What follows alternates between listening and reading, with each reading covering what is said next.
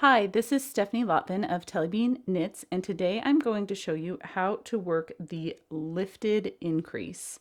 So you have just knit a stitch, and now you're ready to work the lifted increase. You're going to look at your work, and you want to count 2 stitches below the first stitch on your right hand needle. So you can see this is the stitch below, 1 stitch below.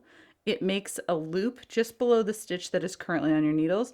You want to go down to the second stitch below. So we have the second loop here.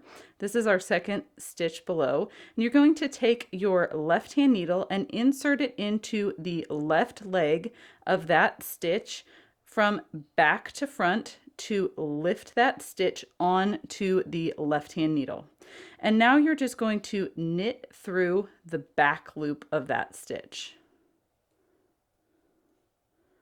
And that is how you work the lifted increase. Let me show you that one more time. I'm going to go ahead and knit a stitch.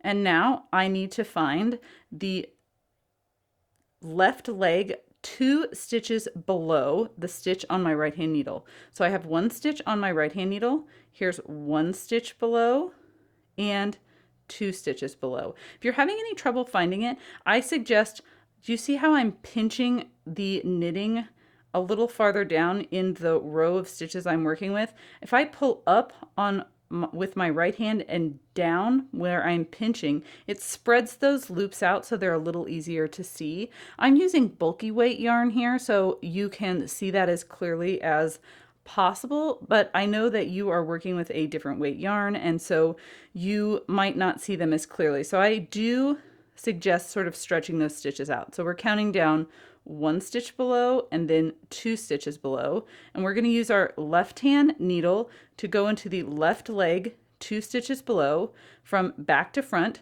so that we've picked up a loop on our left hand needle. And now we're just going to knit into the back loop of that lifted stitch. And that is how you work the lifted increase. Thank you so much for watching.